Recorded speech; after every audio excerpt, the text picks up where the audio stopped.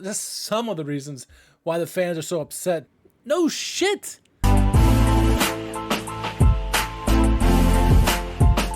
Herzlich willkommen zurück auf Schalke America. We are back with our reaction to the General Assembly. Last podcast, we talked about what happened, what the club said at least, their version of the General Assembly.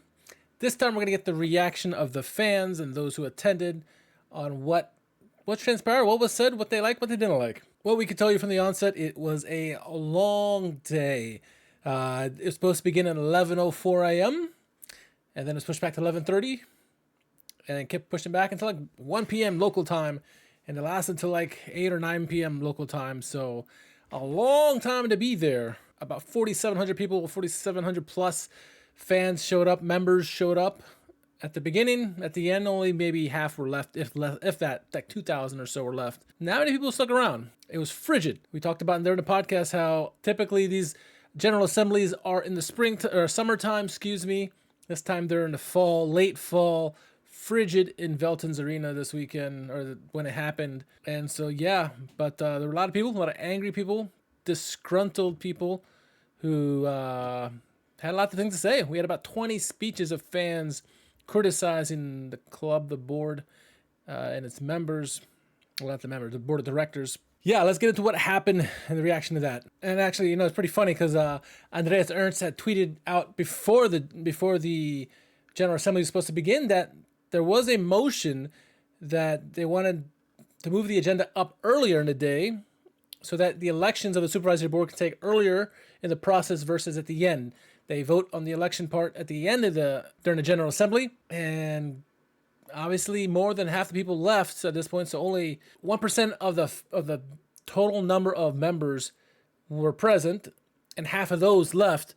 So you only had 2,000 people or so vote. So was it a true vote of what the fans really wanted? Maybe just the truest fans stayed, right? But it's funny enough, to vote for that motion, it had to be done electronically. Everything else had to be in person, but this particular one was electronically. It's funny how that happened, right? It's almost like they didn't want it to happen. And I mean the club, the higher ups. But I digress. And I mentioned there was a lot of criticism of the supervisory board, of the board of directors, but in particular, Matthias Tillmann and Axel Heffer.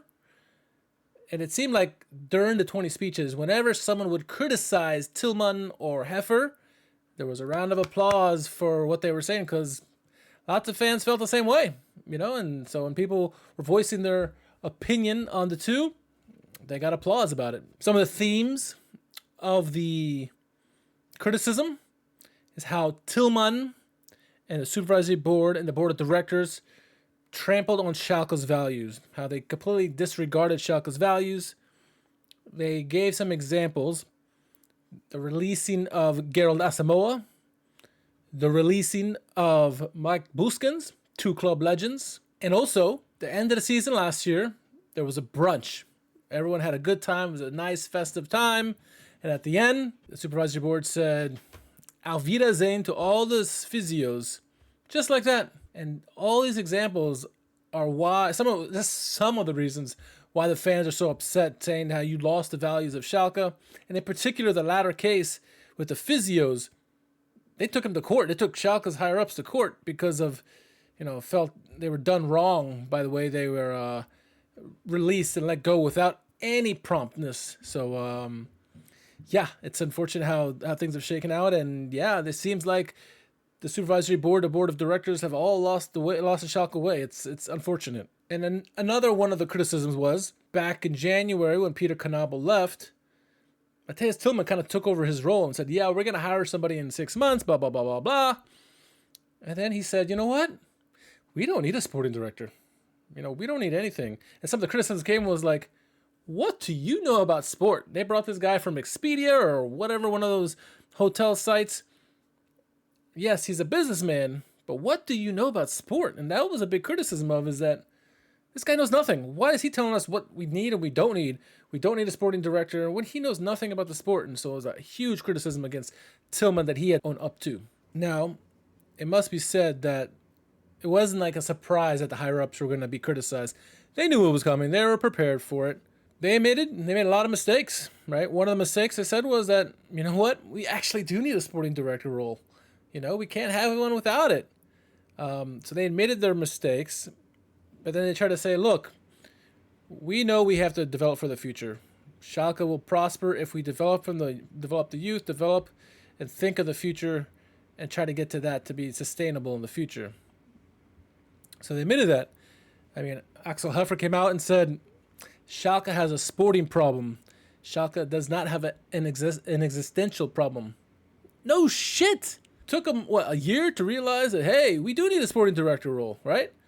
On top of that, how stupid do they look now that 11 months ago they said, nah, no sporting director needed. We're good. And then all of a sudden do an about face and say, you know what? Shit, we do need a supervisory board. You got to say, though, I will say this. It is a positive thing that, they admitted their mistakes. They did say we have to look for the future. We have to develop the future. And they took it on the chin, right? They took all the criticism on chin. So, I mean, that's got to be a positive. If they weren't able to realize the mistake they made, that would be a big red flag. And the fact that they finally admitted it and said, look, we got to turn things around now. We messed things up. It's a positive sign. They admitted that the hiring of Mark Wilmots was a poor decision. Maybe not so much the hiring of Mark Wilmots, because I think the end of last year he did quite well. But they probably should have got rid of him in the summertime, right? And then find a new role there instead of doing it 5 games into the season. The same could be said about Karel Gerards. Some of us like Karel Gerards. Kept the team afloat last year. But probably ran its course. You knew in the summertime there was friction between Manga and Tillman and everybody else and Gerards. It wasn't going to work long term. Yet they tried. They should have got rid of him in the summertime. But no, they decided, let's move forward. And then 5 games in, they said, Alvida's in. That was a dumb move too. So those 2 moves, they can be really heavily criticized amongst many that they've made in this, the last 11 months. Now, it can be said that Tillman was interviewed by Vaz afterwards. He said, look, it's fair that we were heavily criticized, We had a big mea culpa, and everything that criticism came towards us was totally justified. We knew it was coming, and so we were there to face it head on. Well, let's talk about the elections, right? Because the frustration showed in the elections. Many supervisory board members were up for re-election, but only like half of them, a handful of them got re-elected. Some of them didn't even get re-elected again, like Donorman is one of them. And what this tells you is that the Schalke fans scream for fresh faces, right? They wanted to see fresh faces. And the fact that guys like Donorman and some of these other people did not get reelected, it's a direct slap in the face to Axel Heffer because they're one of his strongest confidants. And then they don't get it. So it tells you the fans are upset with Heffer. Now we got some fresh blood in here. People who can kind of show the board what the fans want, what we think is the right way to move forward. Now, what kind of say will they have in there, right? We, as romantics, want to say, yes, they're going to change everything. It's going to be a whole new thing. It's going to be beautiful. We're going to be back and fighting for, promotion and this and that. In reality, what's going to happen? I think there's still a lot of the old way in the supervisory board and the board of directors. These fresh faces hopefully will be heard.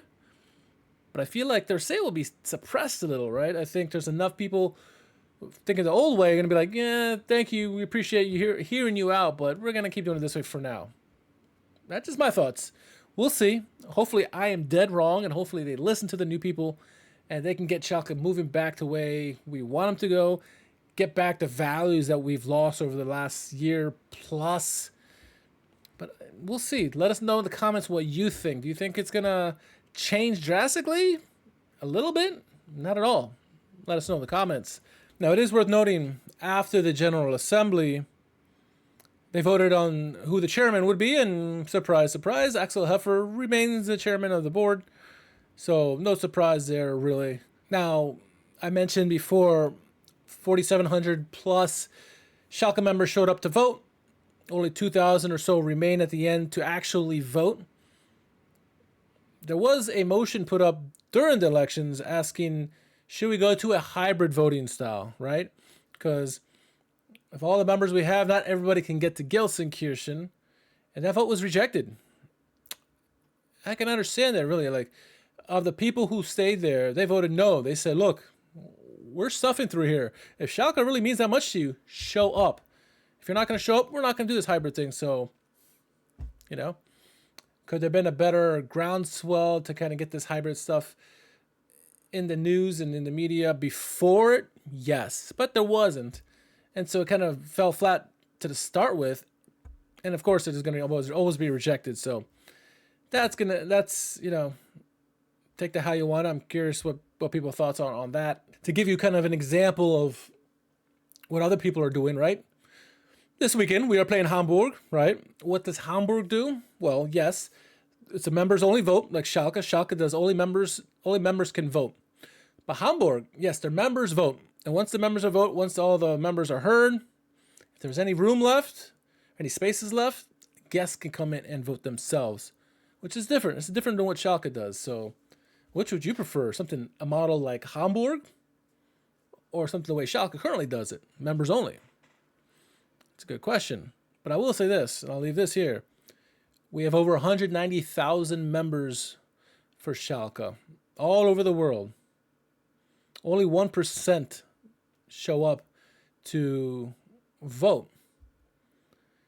We should find a way to come to the modern world, 21st century, and make it available for more members to vote on important topics like that come up in the General Assembly for elections and different topics like the cooperative and all that stuff. We need to find a way. Or, on the flip side, we have 190,000 members. We need to find a way to get more people to Gelsenkirchen to vote. Not only should you be selling out Veltins Arena, which is 60,000 plus, it should be going to a bigger venue where all 190,000 members could be there, or a majority of them, not 1%, but 70%, 80%. It's a big ask. But maybe it should be in person, right? If it's that serious to you, that important to you, maybe you should show up. What are your thoughts in the comments? Should it be a more 21st century model where you can do a hybrid vote, from overseas or whatever, and in person, or only in person? That is a question. Schalke, the Schalke board, its directors, and everybody else is wondering. What are your thoughts? Let us know in the comments. All right, that is it. We're going to get out of here. Reaction there, I guess. A lot of hostility towards the supervisory board of directors, Axel Heffer and Matthias Tillmann. But, nonetheless, it was done. So that's it. We're going to do the preview to the Hamburg match coming up here very soon. Obviously, the game will be live on this Saturday, the late game, on ESPN Plus for those in the United States and DAZN in Canada and wherever else you're watching from. And we will do a review, and then we'll be back with, hopefully, a victory Monday. We'll see. Look out.